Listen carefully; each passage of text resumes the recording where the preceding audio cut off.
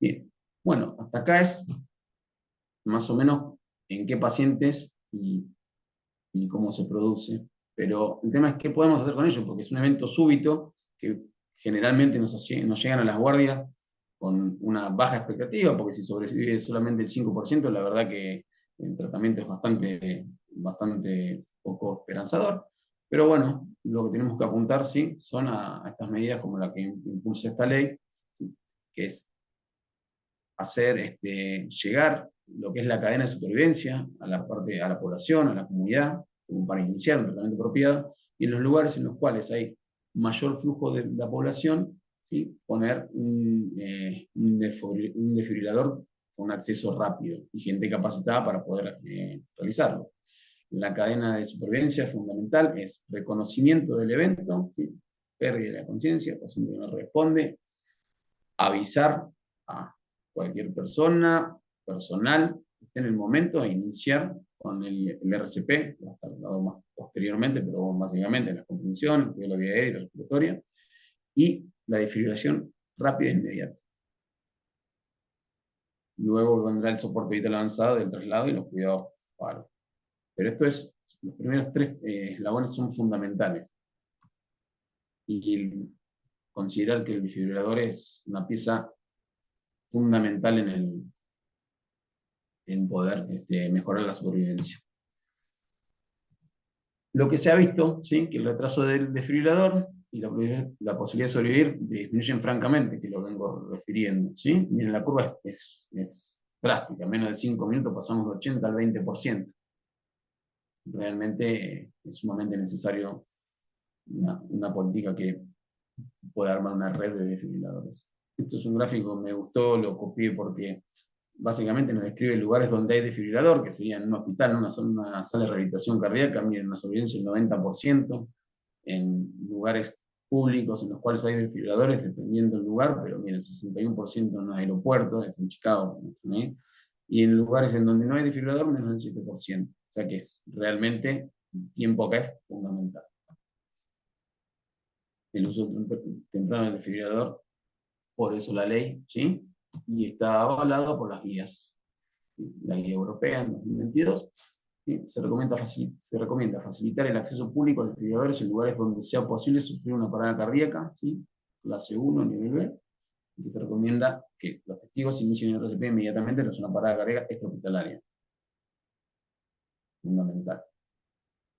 Promover la capacitación del público, ¿sí? Para que puedan realizar un RCP apropiado y puedan utilizar los desfibriladores.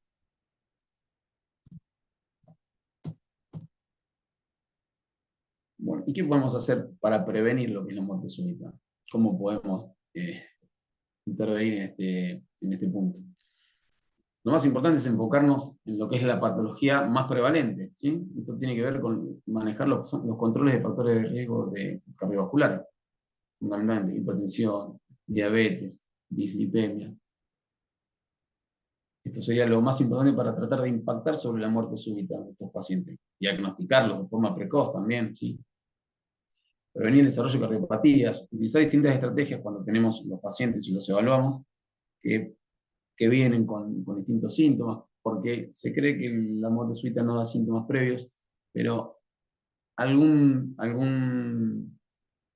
síntoma, algún detalle seguramente debe haber dejado si podemos llegar a la historia de los supervivientes y que aparecen síntomas de palpitaciones, mareos, síncopes. Bueno, lo que podemos hacer posterior es estratificar el riesgo de nuestros pacientes para generar muerte súbita, sobre todo en aquellas patologías que presentan mayor riesgo, una miocardiopatía hipertrófica, ¿sí? En los pacientes que no tienen alteraciones estructurales, como el síndrome prolongado, corto, jugada. En ellos hacer una buena estratificación para ver si en alguno de ellos es necesario tener un cardiodesfibrilador, por ejemplo. Y realizar tratamiento y tratamiento óptimo, tratar de cumplir las metas, ¿sí? Evaluar pacientes que requieran un cardiofibrilador implantado, ¿sí? Y en todo caso, dependiendo del tipo de patología, puedan requerir una ablación. ¿Y cómo estudiamos estos pacientes a los que sobrevivieron a la muerte súbita, ¿sí? O aquellos que encontramos en riesgo? Fundamental la historia clínica y la historia familiar, sobre todo, ¿sí? Tratar de captar episodios previos, síntomas previos. Y si no tiene síntomas previos, en algunos casos los antecedentes familiares son muy importantes. Algún familiar, primer, segundo grado, que haya tenido una muerte inesperada, ¿sí? A la joven. Y esos pacientes hay que empezar a tratar de identificarlos. Bueno, con algunos laboratorios nos puedes ayudar para controlar o calcular el riesgo. Esto no está del todo claro, ¿sí? Pero bueno, a veces el BNP elevado en el paciente puede referirnos eh, para plantear cuestiones de riesgo. El electrocardiograma, fundamental. El electrocardiograma, tanto si lo hacemos porque viene alguien con síntomas o si tuvo una muerte súbita, ¿sí?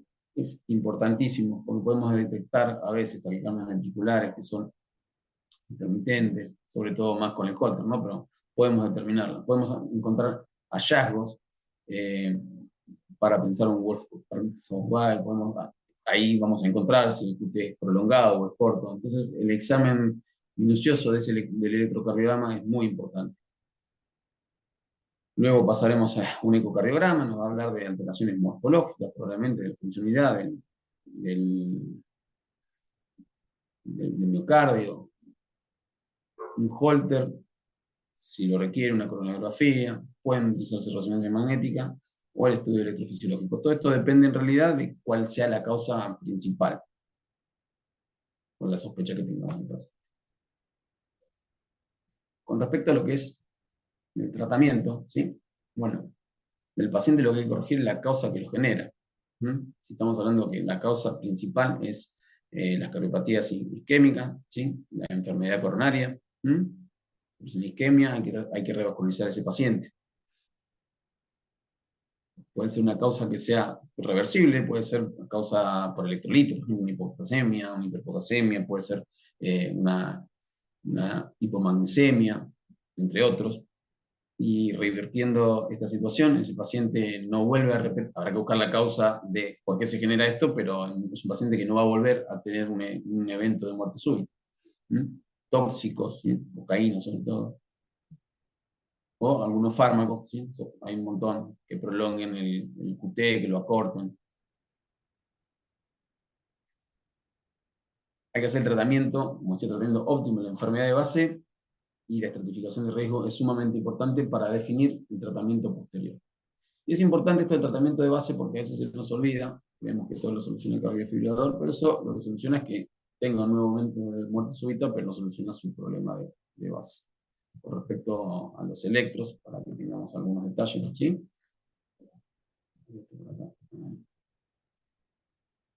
Bueno, bien, tenemos el síndrome de QT largo, ¿sí? Que se puede presentar de diferentes formas, pero en sí hay una prolongación del QT.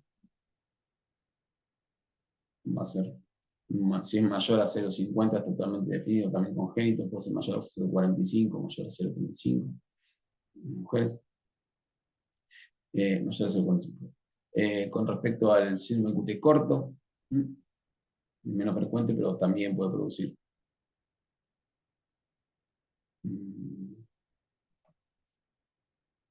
brugada, fíjense en B2, ¿sí? Cómo se encuentra el ST, el descenso. No necesariamente porque tenga este electro va a producir una muerte súbita, pero bueno, son pacientes en los cuales habrá que hacer una estratificación del riesgo para ver si requieren o no tomar medidas más importantes. Una displasia ritmogénica del ventrículo derecho. Estos pacientes requieren una evaluación integral. Estos pacientes sí van a requerir, probablemente, van a requerir un cardiofibrilador, un Wolf Parkinson White. Esto no se ven frecuentemente, pero bueno, una fibrilación auricular puede desencadenar una taquicardia ventricular. Suele verse una onda de preexcitación previo al QRS. Ahí están marcadas y se ven bastante bien. Una miocardiopatía hipertrófica con las Q profundas, B1, B2, B3, puede tener también T negativos. Todo esto para detectar los pacientes que tienen mayor riesgo, ¿sí? Recuerden que muchos pacientes de ellos son asintomáticos hasta el momento del evento. Tratamiento óptimo para aquel que tenga indicación, ¿sí? Pero todos ellos disminuyen mortalidad en lo que es muerte súbita. En pacientes con indicación propia, beta bloqueantes, ¿sí? Ecajara, ¿sí? Pironolactona. Hay que llevarlos a tratamiento óptimo esto, a pesar de que requieren un cardiofibrilador, ¿sí? Un buen porcentaje, un 25% de los pacientes que tienen incluso cardiofibrilador, que tienen indicación para esta medicación, no tienen el tratamiento apropiado. Es una indicación, uno ve.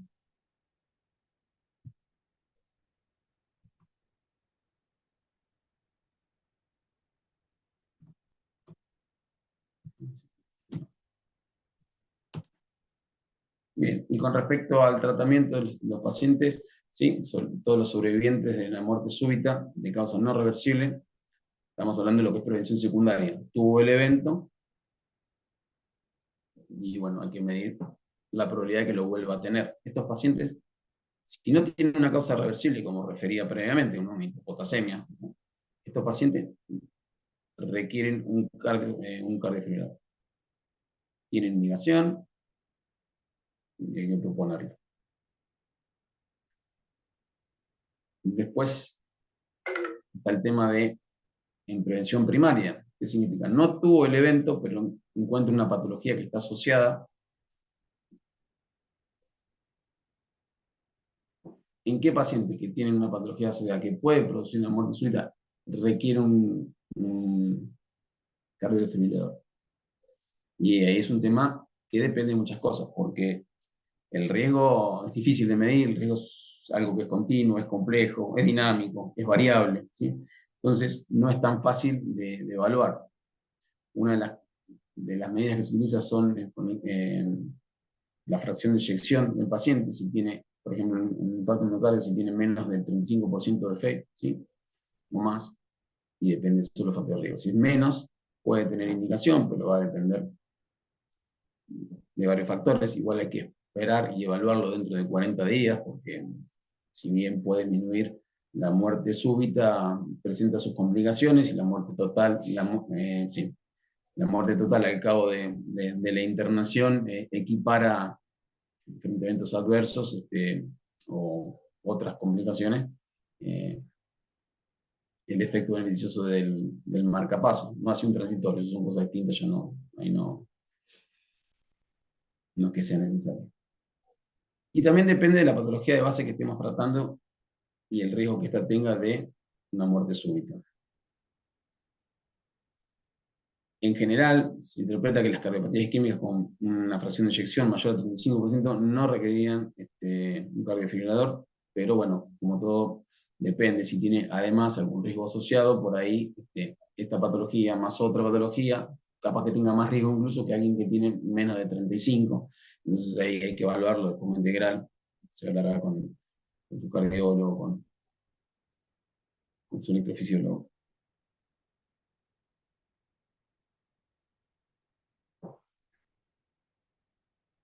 Y bueno, después también hay que plantear el tema de otras patologías, como las que no son estructurales, en las cuales sí van a requerir o no van a requerir, porque no es lo mismo un paciente que hizo un evento de muerte súbita, puede tener una brugada, por ejemplo, ¿sí?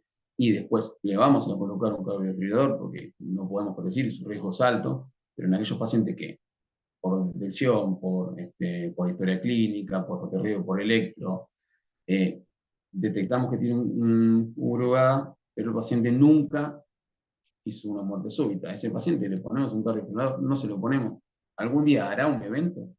No lo podemos saber, ahí es más difícil y eso hay que plantearlo, pero no tiene indicación directa.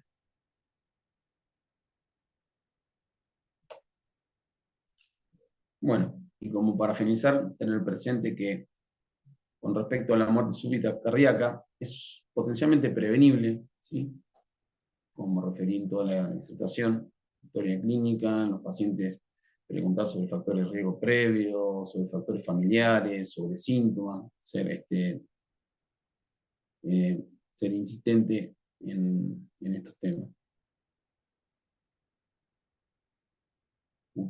Que se apliquen las políticas públicas con respecto a la capacitación de RCP de la comunidad, ¿sí?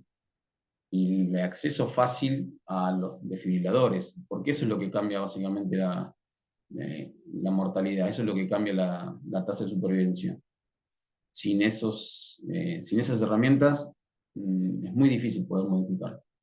El tratamiento médico óptimo es parte del tratamiento, no es un extra vía. Es sumamente importante en aquellos pacientes que tienen indicación, el uso de su indicación óptima. Y bueno, luego de eso es la evaluación del riesgo, tanto como prevención primaria y secundaria, ¿sí? La participación de los pacientes para poder hacer una indicación apropiada de los cardiofibriladores. Son extremadamente costosos, son recursos limitados, así que hay que indicarlo en las personas apropiadas. Esa es la bibliografía.